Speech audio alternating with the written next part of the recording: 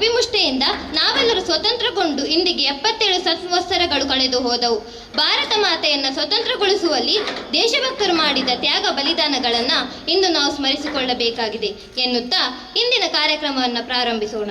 ಮೊದಲನೆಯದಾಗಿ ದೇಶಭಕ್ತಿಯ ಪ್ರತೀಕವಾದ ಸ್ವಾತಂತ್ರ್ಯ ಹೋರಾಟಗಾರರ ವೀರಗೀತೆಯಾದ ವಂದೇ ಮಾತರಂ. ವಂದೇ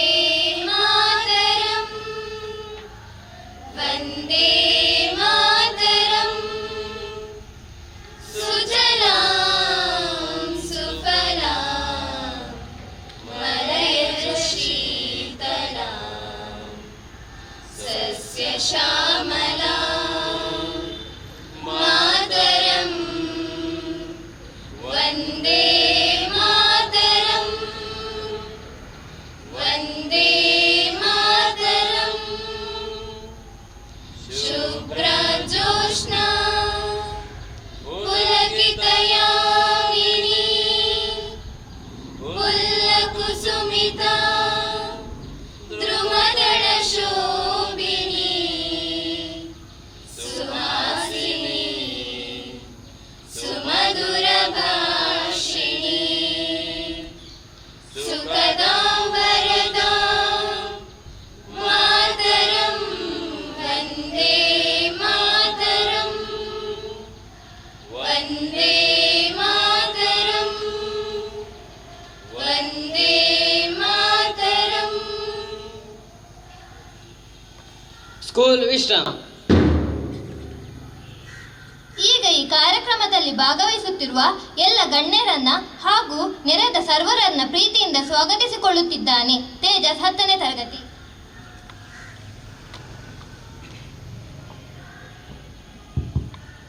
ಎಲ್ಲರಿಗೂ 78ನೇ ಸ್ವಾತಂತ್ರ್ಯ ದಿನಾಚರಣೆಯ ಶುಭಾಶಯ ಕೋರುತ್ತಾ ನೆರೆದ ಸರ್ವರನ್ನು ಪ್ರೀತಿಯಿಂದ ಸ್ವಾಗತಿಸಲು ನಾನು ಅತೀವ ಸಂತೋಷ ಪಡುತ್ತೇನೆ. ಮೊದಲನೆಯದಾಗಿ ನಮ್ಮ ಶಾಲಾ ಸಂಚಾಲಕರಾದ ಅತಿವಂದನೀಯ ಫರ್ಡಿನಾಂಡ್ ಗೋನ್ಸಾಲ್ವಿಸ್ ರವರ ಅನುಪಸ್ಥಿತಿಯಲ್ಲಿ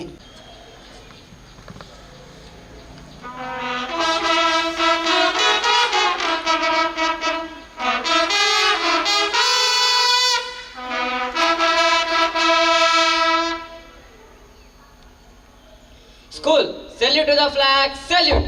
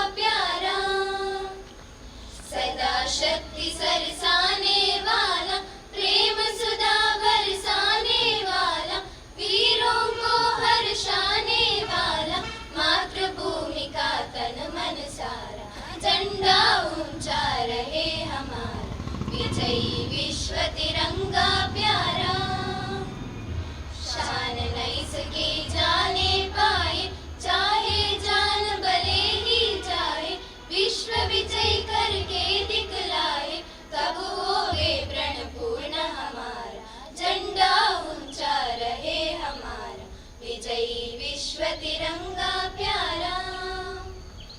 आओ प्यारे वीरों आओ, देश धर्म पर बलि बलि जाओ, एक साथ सब मिलकर गाओ, प्यारा भारत देश हमारा, झंडा ऊंचा रहे हमारा, विजयी विश्व तिरंगा प्यारा, झंडा ऊंचा रहे हमारा, विजयी विश्व तिरंगा प्यारा।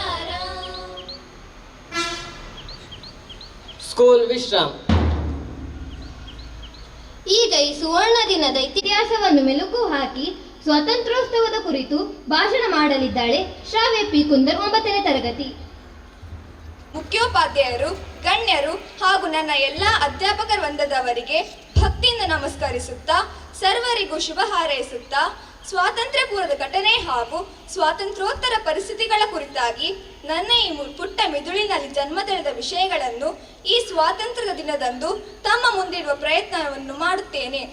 ಸ್ವಾತಂತ್ರ್ಯ ಪೂರ್ವ ಭಾರತದ ಪರಿಸ್ಥಿತಿಗಳನ್ನು ಅವಲೋಕಿಸುವುದಾದರೆ, ಬ್ರಿಟಿಷರು ನಮ್ಮಿಂದ ಸ್ವಾತಂತ್ರ್ಯವನ್ನು ಕಸಿದುಕೊಂಡದ್ದಲ್ಲ, ಬದಲಿಗೆ ಭಾರತೀಯರಾದ ನಾವೇ ಅದನ್ನು ಬಂಗಾರದ ತಟ್ಟೆಯಲ್ಲಿ ಅವರ ಪದತಲದಲ್ಲಿ ಇಟ್ಟು ನಮ್ಮ ಸ್ವಾತಂತ್ರ್ಯವನ್ನು ಉದಾರವಾಗಿ ಅವರಿಗೆ ಸಮರ್ಪಿಸಿದ್ದು ದುರಾದೃಷ್ಟಕರ. ಅಂದರೆ ಭಾರತವು ಸಮೃದ್ಧಿಯ ತಾಣವಾಗಿದೆ. ಭಾರತದ ಸಂಪತ್ತು, ಮೇಲ್ಮೈ ವಿಸ್ತೀರ್ಣ, ಹವಾಮಾನ ಎಲ್ಲವೂ ಪೂರಕವಾಗಿದ್ದು ಕೃಷಿ ಪ್ರಧಾನ ದೇಶವಾಗಿದೆ. ವ್ಯಾಪಾರ ಮಾಡಲೆಂದು ಬಂದ ಪೋರ್ಚುಗೀಸರು, ಬ್ರಿಟಿಷರು ಉಂಡು ಹೋದ ಕೊಂಡು ಹೋದ ಎಂಬ ಮಾತಿನಂತೆ ಎಲ್ಲ ಪರಿಸ್ಥಿತಿಗಳನ್ನು ನಗದು ಮಾಡಿಕೊಂಡರು. ಭಾರತೀಯರಲ್ಲಿ ಒಗ್ಗಟ್ಟಿಲ್ಲ ಎಂಬ ಒಂದೇ ಕಾರಣದಿಂದ ಭಾರತ ಬ್ರಿಟಿಷರ ಪಾಲಾಯಿತು. ಆಗ ಅವರು ಅನುಸರಿಸಿದ ಒಡೆದು ಆಳುವ ನೀತಿಯಿಂದ ಒಗ್ಗಟ್ಟಿಲ್ಲದ ಭಾರತೀಯರು ತಮ್ಮ ತಮ್ಮಲ್ಲೇ ಕಚ್ಚಾಡಿದರು. ಹೀಗೆ ಮಾಡುತ್ತಾ ಬ್ರಿಟಿಷರು ಮೊದಲು ಚಿಕ್ಕದಾಗಿ ಊರುಗಳನ್ನು ವಶಪಡಿಸಿಕೊಂಡರು. ನಂತರ ಪ್ರಾಂತ್ಯಗಳನ್ನು, ರಾಜ್ಯಗಳನ್ನು, ದೇಶವನ್ನು, ಹೀಗೆ ಸರ್ವಸ್ವವನ್ನು ವಶಪಡಿಸಿಕೊಂಡರು. ಮೊದಲ ಲೂಟಿ ವ್ಯಾಪಾರ ಹೆಸರಿನಲ್ಲಿ ನಡೆದರೆ, ಅಧಿಕಾರ ಸಿಕ್ಕಿದ ನಂತರ ದರ್ಪದಿಂದಲೇ ಲೂಟಿ ನಡೆಯುತ್ತಾ ಬಂತು. ಯಾಕೆಂದರೆ ಬ್ರಿಟಿಷರ ಕೈಯಲ್ಲಿ ಬಂದೂಕುಗಳು ಇದ್ದವು, ಆದರೆ ಭಾರತೀಯರಲ್ಲಿ ಬಡತನ ಮತ್ತು ದೈನ್ಯತೆ ಮಾತ್ರ ಉಳಿದಿತ್ತು. ನೂರಾರು ವರ್ಷಗಳ ಕಾಲ ದರ್ಪವನ್ನು ಸಹಿಸುತ್ತಾ, ಬೆಂದು ಬಾಳಿದ ನರಳಿಸುತ್ತಾ ಭಾರತೀಯರ ಬದುಕು ಮಣ್ಣಲ್ಲಿ ಮಣ್ಣಾಗುತ್ತಾ ಬರುವ ಸಂದರ್ಭದಲ್ಲಿ ಒಳಗಿದ್ದ ಕೆಚ್ಚೆದೆ, ಕುದಿರಕ್ತ ಕೆಲವು ಮಹಾನುಭಾವರಲ್ಲಿ ಹುಂಕರಿಸಲು ಪ್ರಾರಂಭಿಸಿದ್ದರ ಪರಿಣಾಮವಾಗಿ ಬ್ರಿಟಿಷರ ವಿರುದ್ಧ ದಂಗೆ ಏಳಲು ಕಾರಣವಾಯಿತು. ಕಿತ್ತೂರು ರಾಣಿ ಚೆನ್ನಮ್ಮ, ಝಾನ್ಸಿ ರಾಣಿ ಲಕ್ಷ್ಮೀಬಾಯಿ, ರಾಣಿ ಅಬ್ಬಕ್ಕ ಹೀಗೆ ಹೋರಾಡಿದ ಮಹಿಳಾ ಮತಗಜಗಳು ಒಬ್ಬರೇ, ಇಬ್ಬರೇ, ಲಕ್ಷಾಂತರ ಮಂದಿ. ಭಗತ್ ಸಿಂಗ್, ಲಾಲಾ ಲಜಪತ್ ರಾಯ್, ಚಂದ್ರಶೇಖರ್ ಆಜಾದ್, ಸುಭಾಷ್ ಚಂದ್ರ ಬೋಸ್, ಗಾಂಧೀಜಿ ಎಂಬ ಪುರುಷ ಸಿಂಹಗಳು, ಲಕ್ಷಾಂತರ ಜನ. ನೂರಾರು ವರ್ಷಗಳ ಕಾಲ ಹರಿದ ಭಾರತೀಯರ ರಕ್ತವೆಷ್ಟು, ಮಣ್ಣಲ್ಲಿ ಮಣ್ಣಾದ ದೇಹಗಳೆಷ್ಟು. ಇವರ ಬಲಿದಾನದಿಂದಲೇ ನಾವಿಂದು ಸ್ವಾತಂತ್ರ್ಯ ಪಡೆಯಲು ಕಾರಣವಾಯಿತು. 1947 ಆಗಸ್ಟ್ 15ರಂದು ನಮಗೆ ಸ್ವಾತಂತ್ರ್ಯ ದೊರೆಯಿತು. ಅದರ ಸವಿನೆನಪಿಗಾಗಿ ನಾವಿಂದು ಭಯವಿಲ್ಲದೆ ಸ್ವಾತಂತ್ರ್ಯದ 78ನೇ ವಾರ್ಷಿಕೋತ್ಸವವನ್ನು ವಿಜೃಂಭಣೆಯಿಂದ ಆಚರಿಸಲು ಕಾರಣವಾಗಿದೆ. ಇಷ್ಟು ಹೇಳಿ ಮುಗಿಯುವುದಿಲ್ಲ. ಸ್ವಾತಂತ್ರ್ಯ ಪಡೆದ ನಂತರದ ಸಮಸ್ಯೆಗಳೇ ಸಾವಿರಾರು. ಹರಿದು ಹಂಚಿ ಹೋಗಿರುವ ಭಾರತೀಯರ ಒಗ್ಗಟ್ಟನ್ನು ಒಂದುಗೂಡಿಸಬೇಕಿತ್ತು. ಅದಕ್ಕೋಸ್ಕರ ಪ್ರಜಾಪ್ರಭುತ್ವ ವ್ಯವಸ್ಥೆಯನ್ನು ಅನುಸರಿಸಿದರು. ಭಾರತದ ಆಡಳಿತ ಇತ್ಯಾದಿ ವ್ಯವಸ್ಥಿತವಾಗಿ ನಡೆಯಬೇಕಾದರೆ ಸಂವಿಧಾನದ ಅಗತ್ಯವಿತ್ತು. ಡಾಕ್ಟರ್ BR ಅಂಬೇಡ್ಕರ್ ಅವರು ಸಾರ್ವಕಾಲಿಕವಾದ ಸಂವಿಧಾನವನ್ನು ನಮಗೆ ರಚಿಸಿಕೊಟ್ಟರು. ಆದರೂ ಸಾಮಾಜಿಕವಾದ, ಪ್ರಾಕೃತಿಕವಾದ, ರಾಜಕೀಯವಾದ ಅದೆಷ್ಟೋ ಸಂಗತಿಗಳನ್ನು ಅಧಿಕಾರ ವಹಿಸಿಕೊಂಡು ಪ್ರಮುಖರು ಸರಿಯಾದ ತೀರ್ಮಾನಗಳನ್ನು ತೆಗೆದುಕೊಂಡು ಮುನ್ನಡೆಸಿರುವುದರಿಂದ ಇಂದು ನಮ್ಮ ಸಮೃದ್ಧಿ ಭಾರತದಲ್ಲಿ ನಾವು ಸ್ವತಂತ್ರವಾಗಿ ಬದುಕಲು ಕಾರಣವಾಯಿತು. ಕೃಷಿಗೆ ಪ್ರಾಧಾನ್ಯತೆ ಕೊಟ್ಟ ಫಲವಾಗಿ ಹಸಿರು ಕ್ರಾಂತಿ ಎಂಬ ಯೋಜನೆಯು ಕೃಷಿಕರಲ್ಲಿ ಆನೆ ಬಲ ತುಂಬಿಸಿತು. ಅದೇ ಸಮಯದಲ್ಲಿ ಉಳುವವನೇ ಹೊಲದೊಡೆಯ ಎಂಬ ಕಾನೂನು ಬಂದದ್ದರಿಂದ ರೈತನು ಬೇರೆಯವರ ಅಡಿಯಾಳಾಗಿ ದುಡಿಯುವಷ್ಟಕ್ಕೆ ಕೊನೆಗೊಂಡು ಭೂಮಿಯ ಒಡೆಯನಾದನು. ನಮ್ಮದು ಅಭಿವೃದ್ಧಿ ಹೊಂದುತ್ತಿರುವ ದೇಶವಾದರೂ ಅಭಿವೃದ್ಧಿಯ ಪಥದಲ್ಲಿ ಇಂದು ಅತ್ಯಂತ ವೇಗವಾಗಿ ಮುಂದುವರಿಯುತ್ತಿರುವುದನ್ನು ವಿಶ್ವದ ದೊಡ್ಡಣ್ಣ ಅಮೆರಿಕ, ರಷ್ಯಾ, ಇಂಗ್ಲೆಂಡ್ ಇತ್ಯಾದಿ ದೇಶಗಳು ಇದನ್ನು ಗುರುತಿಸಿ ಹಾಡಿ ಕೊಂಡಾಡುತ್ತಿವೆ. ಅದಕ್ಕೆ ಕಾರಣ ವಿವಿಧ ಕಾರ್ಖಾನೆಗಳ ಸ್ಥಾಪನೆ, ರಫ್ತುವಿನ ಪ್ರಮಾಣ ಹೆಚ್ಚಾಗಿರುವುದು ಮತ್ತು ಎಲೆಕ್ಟ್ರಾನಿಕ್ ತಂತ್ರಜ್ಞಾನ ವಿಭಾಗ ಅಂದರೆ IT ತಂತ್ರಜ್ಞಾನಗಳಲ್ಲಿ ಆದ ದಿಢೀರ್ ಬೆಳವಣಿಗೆಗಳು ಇತ್ಯಾದಿ. ಹಾಗೆಯೇ ಮಕ್ಕಳ ಅಭಿವೃದ್ಧಿ, ವಿದ್ಯಾಭ್ಯಾಸ, ಉದ್ಯೋಗಗಳಿಗೆ ಕೊಟ್ಟ ಪ್ರಾಧಾನ್ಯತೆ ಭಾರತೀಯರ ಆರ್ಥಿಕ ಸುಧಾರಣೆಗೆ ಸಹಕರಿಸಿದೆ. ಸರಕಾರಿ ಆಸ್ಪತ್ರೆಗಳಲ್ಲಿ ಆದ ಸುಧಾರಣೆಗಳು ಬಡವರ ಪಾಲಿಗೆ ಅಮೃತ ಭಾಂಡ ಎಂದರೂ ತಪ್ಪಾಗಲಾರದು. ಜಿಲ್ಲಾ ಆಸ್ಪತ್ರೆಗಳನ್ನು ಮೇಲ್ದರ್ಜೆಗೆ ಸೇರಿಸಿರುವುದು ಇದಕ್ಕೆ ಕಾರಣ. ರಸ್ತೆಗಳ ಅಭಿವೃದ್ಧಿ ದೇಶದ ಹಣಕಾಸಿನ ಸುಧಾರಣೆಯನ್ನು ಮಾಡಿದೆ. ಹೀಗೆ ನಮ್ಮ ದೇಶ ಸರ್ವ ವಿಭಾಗದಲ್ಲಿಯೂ ಉತ್ತಮವಾದ ಪ್ರಗತಿಯನ್ನು ಸಾಧಿಸುತ್ತಿರುವುದು ನನ್ನ ಮನಸ್ಸಿಗೆ ತುಂಬಾ ಸಂತೋಷ ತಂದಿದೆ. ಆದರೂ ಹಲವಾರು ಕುಂದುಕೊರತೆಗಳನ್ನು ನಿವಾರಿಸುವ ಅಗತ್ಯವಿದೆ ಎಂದು ಹೇಳುತ್ತಾ ನನಗೆ ಅವಕಾಶ ನೀಡಿದ್ದಕ್ಕೆ ವಂದಿಸುತ್ತಾ ನನ್ನ ಈ ಪುಟ್ಟ ಭಾಷಣಕ್ಕೆ ಪೂರ್ಣ ವಿರಾಮ ಇಡುತ್ತಿದ್ದೇನೆ. ಧನ್ಯವಾದಗಳು. ಇದೀಗ ಒಂದು ಅದ್ಭುತವಾದ ದೇಶಭಕ್ತಿ ಗೀತೆ.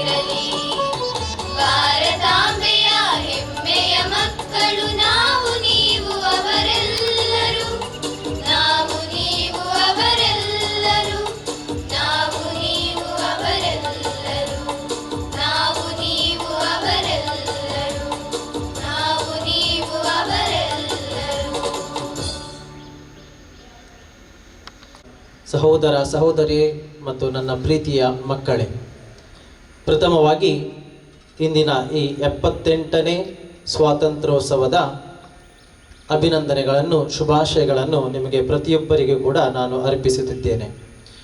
ಎರಡನೆಯದಾಗಿ ಚಿಕ್ಕ ಸಂದೇಶ, ಒಂದು ಸ್ವಚ್ಛತೆಯ ಬಗ್ಗೆ, ಒಂದು ಪ್ರೀತಿಯ ಬಗ್ಗೆ. ಸ್ವಚ್ಛತೆಯ ಬಗ್ಗೆ ನಾವು ಭಾರತ ದೇಶದಲ್ಲಿ ಕಳೆದ ಸುಮಾರು ವರ್ಷಗಳಿಂದ ಸ್ವಚ್ಛತಾ ಅಭಿಯಾನವನ್ನು ನಾವು ಚಾಲನೆಯಲ್ಲಿ ಇಟ್ಟಿದ್ದೇವೆ. ಅದು ಒಂದು ದಿನಕ್ಕೆ ಮಾತ್ರ ಸೀಮಿತವಾಗಿರುವುದಿಲ್ಲ. ಗಾಂಧಿ ಜಯಂತಿಯಂದು ನಾವು ಅದನ್ನು ವರ್ಷ ಪೂರ್ತಿ ಮಾಡುವಂಥ ಒಂದು ಕರ್ತವ್ಯ ನಮ್ಮ ಪ್ರತಿಯೊಬ್ಬರಲ್ಲಿದೆ. ಆದ್ದರಿಂದ ಇಂದು ಸ್ವಾತಂತ್ರ್ಯೋತ್ಸವದ ದಿನ ಭಾರತ ಮಾತೆಯ ಮೇಲೆ ನಮಗಿರುವ ನಾವು ಪ್ರೀತಿಯನ್ನು ವ್ಯಕ್ತಪಡಿಸುವಾಗ ಈ ನಮ್ಮ ತಾಯಿಯನ್ನು ಸ್ವಚ್ಛವಾಗಿಡಲು ನಾವು ಪ್ರತಿಯೊಬ್ಬರೂ ಶ್ರಮಿಸುವಂಥದ್ದು ಅತಿ ಅಗತ್ಯ. ಆದ್ದರಿಂದ ಇಡೀ ಭಾರತವನ್ನು ಸ್ವಚ್ಛ ಮಾಡಲಿಕ್ಕೆ ನಮಗೆ ಆಗಲಿಕ್ಕಿಲ್ಲ, ಕಷ್ಟ. ಇಡೀ ಭಾರತ ಅಲ್ಲಿ ಡೆಲ್ಲಿ ತನಕ ಯಾರು ಹೋಗಲಿಕ್ಕೆ ಕಷ್ಟ. ಆದ್ದರಿಂದ ಇಡೀ ಭಾರತವನ್ನು ಸ್ವಚ್ಛ ಮಾಡಿ ಅಂತ ಖಂಡಿತವಾಗಿಯೂ ನಿಮ್ಮಲ್ಲಿ ನಾನು ಕೇಳಿಕೊಳ್ಳುವುದಿಲ್ಲ. ನಮ್ಮ ಮನೆ, ನಮ್ಮ ಪರಿಸರ, ನಾನು ನಡೆದಾಡುವ ಎಲ್ಲಿ ಜಾಗ ಇದ್ದರೆ ಅಲ್ಲಿ ಅಷ್ಟನ್ನು ಸ್ವಚ್ಛವಾಗಿ ಇಡಲಿಕ್ಕೆ ನಾನು ಪ್ರಯತ್ನ ಪಟ್ಟರೆ ಖಂಡಿತವಾಗಿಯೂ ನಮ್ಮ ಭಾರತ ಸ್ವಚ್ಛವಾಗ್ತದೆ. ನಾವು ಇಡೀ ದೇಶ ಬೇಡ, ನಮ್ಮ ಮನೆ, ಪರಿಸರ ಮತ್ತು ನಾನಾಗಿ ಎಲ್ಲಿ ಬೇಕಾದರಲ್ಲಿ ಕಸವನ್ನು ಹಾಕದೇ ಇದ್ದರೆ ಖಂಡಿತವಾಗಿಯೂ ಸ್ವಚ್ಛ ಭಾರತ ನಮ್ಮ ಭಾರತವಾಗ್ತದೆ. ನಂತರ ನಮ್ಮ ಭಾರತ ಮಾತೆಯ ಮೇಲಿನ ಪ್ರೀತಿ ಖಂಡಿತವಾಗಿಯೂ ವ್ಯಕ್ತಪಡಿಸುವ ಬಹಳ ಒಂದು ಸ್ಪಷ್ಟ ಒಂದು ನಮಗೆ ನಿದರ್ಶನ. ಎರಡನೆಯದಾಗಿ ಮತ್ತು ಕೊನೆಯದಾಗಿ ಪ್ರೀತಿಯ ಬಗ್ಗೆ. ಬೈಬಲ್ ಆಗಿರ್ಬೋದು, ಭಗವದ್ಗೀತೆ ಆಗಿರ್ಬೋದು, ಕುರಾನ್ ಆಗಿರ್ಬೋದು, ಅದರಲ್ಲಿರುವ ಒಂದು ಸಂದೇಶ ಅತಿ ಸ್ಪಷ್ಟ, ಶಾಂತಿ ಮತ್ತು ಪ್ರೀತಿಯ ಬಗ್ಗೆ. ನಾವು ಭಾರತೀಯರಂತ ನಾವು ತೋರಿಸಬೇಕಾದ್ರೆ ನಮ್ಮಲ್ಲಿ ಅದಿರಬೇಕು, ಶಾಂತಿ. ಮತ್ತು ಅದೇ ಮಹಾತ್ಮ ಗಾಂಧೀಜಿಯವರು ಹೇಳಿಕೊಟ್ಟಂದು ಶಾಂತಿ ಪ್ರೀತಿಯ ಸಂದೇಶ. ನಾವು ಈ ಭಾರತದಲ್ಲಿ ಬೇರೆ ಬೇರೆ ಧರ್ಮದವರು ಜೊತೆಯಾಗಿ ಬಾಳುವಾಗ ಪ್ರತಿಯೊಬ್ಬರನ್ನು ಪ್ರೀತಿಸಿ ಒಗ್ಗಟ್ಟಿನಿಂದ ಬಾಳಲು ಆ ಭಗವಂತ ನಮಗೆ ಆಶೀರ್ವದಿಸಲಿ. ಪ್ರೀತಿ, ಶಾಂತಿ, ಸಹಿಷ್ಣುತೆಯಿಂದ ಬಾಳುವ ಆ ಶಕ್ತಿ, ಆ ದೇವರು ನಮಗೆ ಪ್ರತಿಯೊಬ್ಬರಿಗೆ ಅನುಗ್ರಹಿಸಲಿ ಎಂದು ನಾನು ಬೇಡುತ್ತಾ, ಮಗದೊಮ್ಮೆ ನಿಮಗೆಲ್ಲರಿಗೂ ನೆರೆದಿರುವ ಪ್ರತಿಯೊಬ್ಬರಿಗೂ ಶಾಂತಿಯ, ಪ್ರೀತಿಯ, ಸ್ವಚ್ಛ ಸ್ವತಂತ್ರೋತ್ಸವದ ಅಭಿನಂದನೆಯನ್ನು ಅರ್ಪಿಸುತ್ತಾ ನನ್ನೆರಡು ಮಾತುಗಳನ್ನು ಕೊನೆಗೊಳಿಸಿದ್ದೇನೆ. ಜೈ ಹಿಂದ್, ಜೈ ಭಾರತ್. ಇದೀಗ ಈ ಕಾರ್ಯಕ್ರಮದ ಕೊನೆಯ ಹಂತ, ಧನ್ಯವಾದ ಸಮರ್ಪಣೆ. ನೆರೆದ ಸರ್ವರಿಗೂ ಅನಂತ ಧನ್ಯವಾದಗಳನ್ನು ಸಲ್ಲಿಸಲಿದ್ದಾರೆ ಆಕಾಶ್ 10ನೇ ತರಗತಿ.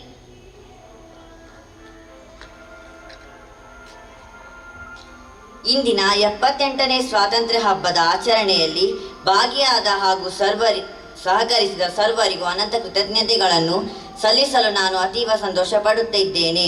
ಮೊದಲನೆಯದಾಗಿ ಇಂದಿನ ಸ್ವಾತಂತ್ರ್ಯೋತ್ಸವ ಕಾರ್ಯಕ್ರಮದ ಅಧ್ಯಕ್ಷತೆಯನ್ನು ವಹಿಸಿ ಧ್ವಜಾರೋಹಣ ಕಾರ್ಯಕ್ರಮವನ್ನು ನೆರವೇರಿಸಿ ಈ ದಿನದ ಉತ್ತಮ ಸಂದೇಶವನ್ನು ನೀಡಿದ ಉಡುಪಿ ಧರ್ಮ ಪ್ರಾಂತ್ಯದ ಕುಲಪತಿಗಳಾಗಿರುವ ಅತಿವಂದನೀಯ ಡಾಕ್ಟರ್ ರೋಷನ್ ಡಿಸೋಜಾರವರಿಗೆ ತುಂಬ ಹೃದಯದ ಧನ್ಯವಾದಗಳು. ಹಾಗೆಯೇ ಇಂದಿನ ಕಾರ್ಯಕ್ರಮದಲ್ಲಿ ಅತಿಥಿಗಳಾಗಿ ಆಗಮಿಸಿರುವ ಸಹಕಾರಿ ಧರ್ಮಗುರುಗಳಾದ ವಂದನೀಯ ಪ್ರದೀಪ್ ಕಾಡೋಜಾರವರಿಗೂ, ವಂದನೀಯ ಸ್ಟೀವನ್ ಫೆರ್ನಾಂಡಿಸ್ ರವರಿಗೂ, ಚರ್ಚಿನ ಪಾಲನಾ ಮಂಡಳಿಯ ಉಪಾಧ್ಯಕ್ಷರಾದ ಶ್ರೀಯುತ ಮೆಲ್ವಿನ್ ಸಿಕ್ವೇರಾರವರಿಗೂ, ಕಾರ್ಯದರ್ಶಿಯಾದ ಶ್ರೀಮತಿ ಯೂಜಿನ್ ರೆಬೆಲೋರವರಿಗೂ, ಸರ್ವ ಆಯೋಗಗಳ ಸಂಚಾಲಕರಾದ ಶ್ರೀಮತಿ ಪ್ರೇಮಾ ಲೂಯಿಸ್ ರವರಿಗೂ, ನಮ್ಮ ಶಾಲಾ ರಕ್ಷಕ ಶಿಕ್ಷಕ ಸಂಘದ ಅಧ್ಯಕ್ಷರಾಗಿರುವ ಶ್ರೀಮತಿ ಸರಿತಾರವರಿಗೂ ಹಾಗೂ ಸರ್ವ ಸದಸ್ಯರಿಗೂ ಅನಂತ ಕೃತಜ್ಞತೆಗಳು. ಹಾಗೆಯೇ ಈ ಕಾರ್ಯಕ್ರಮದ ಜವಾಬ್ದಾರಿಯನ್ನು ವಹಿಸಿಕೊಂಡು ಸಂಪೂರ್ಣ ಮಾರ್ಗದರ್ಶನ ನೀಡುತ್ತಿರುವ ನಮ್ಮ ನೆಚ್ಚಿನ ಶಾಲಾ ಮುಖ್ಯೋಪಾಧ್ಯಾಯಿನಿ ಸಿಸ್ಟರ್ ಅನಿತಾ ಡಿಸೋಜಾರವರಿಗೂ ಹಾಗೂ ಸಂಪೂರ್ಣ ಸಹಕಾರ ನೀಡುತ್ತಿರುವ ಶಿಕ್ಷಕೇತರ ವೃಂದದವರಿಗೂ ಗೌರವಪೂರ್ವಕ ವಂದನೆಗಳು. ಹಾಗೆಯೇ ಇಂದಿನ ಕಾರ್ಯಕ್ರಮದಲ್ಲಿ ಸರ್ವರನ್ನು ಪ್ರೀತಿಯಿಂದ ಸ್ವಾಗತಿಸಿದ ತೇಜಸ್ನಿಗೂ, ಇಂದಿನ ದಿನದ ಮಹತ್ವವನ್ನು ಕುರಿತು ಮಾತನಾಡಿದ ಶ್ರಾವ್ಯ ಪಿ ಕುಂದರಳಿಗೂ, ಪ್ರಾರ್ಥನಾ ತಂಡದವರಿಗೂ, ವಾದ್ಯವೃಂದಕ್ಕೂ, ಅತ್ಯುತ್ತಮವಾಗಿ ಕಾರ್ಯನಿರ್ವಹಣೆ ಮಾಡಿದ ಶ್ರಾವ್ಯಾಳಿಗೂ, ಧ್ವನಿವರ್ಧಕ ಸಜ್ಜುಗೊಳಿಸಿದ ಶ್ರೀಯುತ ಪೀಟರ್ ಮತ್ತು ಬಳಗದವರಿಗೂ ಸ್ನೇಹಪೂರ್ವಕ ವಂದನೆಗಳು. ಹಾಗೆಯೇ ಸೋಷಲ್ ಮೀಡಿಯಾ ನಮ್ಮ ಚಾವಡಿ ಯೂಟ್ಯೂಬ್ ಚಾನಲ್ನವರಿಗೂ, ಈ ಕಾರ್ಯಕ್ರಮದಲ್ಲಿ ಪಾಲ್ಗೊಂಡ ಸೈಂಟ್ ರೋಸ್ ಕಾನ್ವೆಂಟ್ನ ಸುಪೀರಿಯರ್ ಅವರಿಗೂ, ಧರ್ಮ ಭಗಿನಿಯರಿಗೂ, ಸರ್ವ ಮಹಾನೀಯರಿಗೂ, ಮಹಿಳೆಯರಿಗೂ, ಮುದ್ದು ಮಕ್ಕಳಿಗೂ ಮನದಾಳದ ಕೃತಜ್ಞತೆಗಳು. ಕೊನೆಯದಾಗಿ ಇಂದು ಸರ್ವರಿಗೂ ಸಿಹಿ ತಿಂಡಿ ವ್ಯವಸ್ಥೆ ಮಾಡಿದ Milagres friends club register Milagres cathedral ಸದಸ್ಯರಿಗೂ ಶಿಸ್ತಿನಿಂದ ಭಾಗಿಯಾದ ನನ್ನೆಲ್ಲ ಸಹಪಾಠಿಗಳಿಗೂ ಮನದಾಳದ ವಂದನೆಗಳನ್ನು ಸಲ್ಲಿಸುತ್ತಾ ನನ್ನ ಮಾತುಗಳನ್ನು ಕೊನೆಗೊಳಿಸುತ್ತಾ ಇದ್ದೇನೆ. School Southern, School Disperse.